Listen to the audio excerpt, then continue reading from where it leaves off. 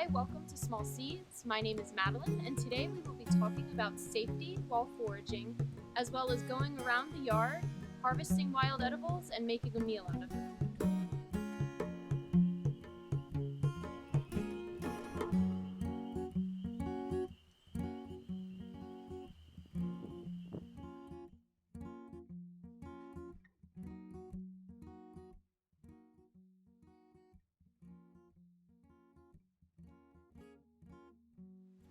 Foraging for wild food can be a fun and rewarding experience. It could also be life-saving in a dire situation. However, the most important thing to consider when foraging is your own safety. So today we're going to ask some questions that should be asked when going out and foraging for wild edibles. The first one being, am I 100% positive that this is the plant that I'm looking for?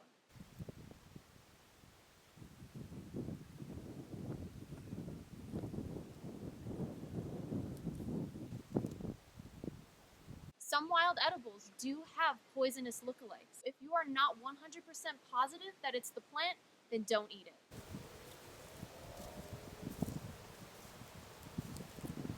What are you doing? I'm just eating some of these sweet little wild cherry tomatoes. That's horse nettle! The apple of Sodom, the devil's tomato, bull's nettle, the devil's potato! What? It's poisonous. Those are all just names for the poisonous plant you just ate. If you plan on foraging for wild foods, it is always best to know what you're doing, to know what you're looking for, and make sure you've done plenty of research on the specific plants.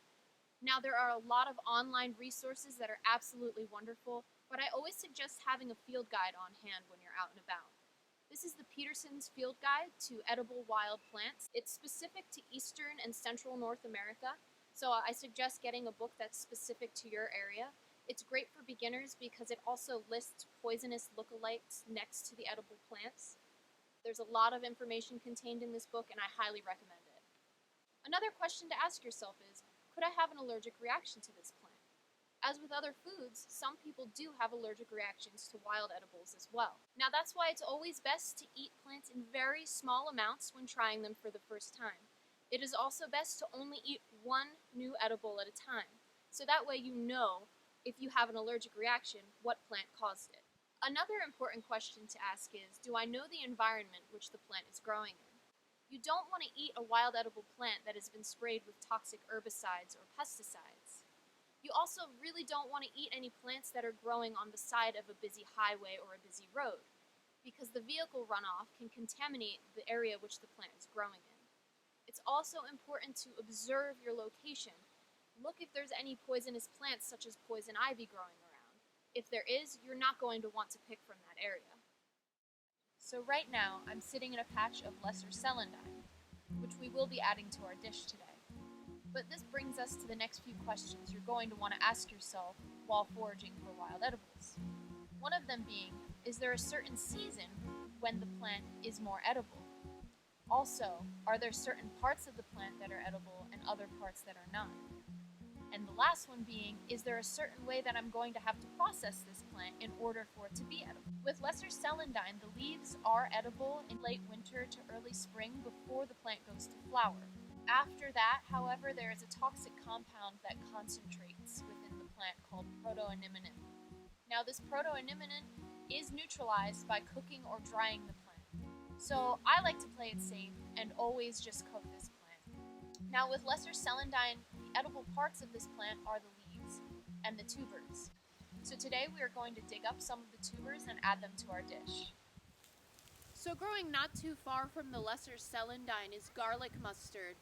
It has the taste of another bitter leafy green, much like dandelion, but also has a very nice garlic flavor to it. So we're going to add this to the dish for some extra flavor. Garlic mustard is a brassica like other mustards and our good old friend Harry Bittercress.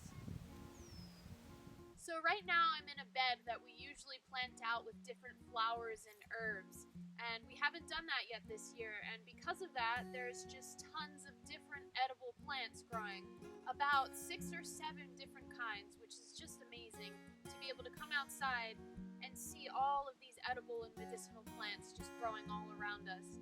I mean, I know most people won't find this to be a landscaping treasure or anything.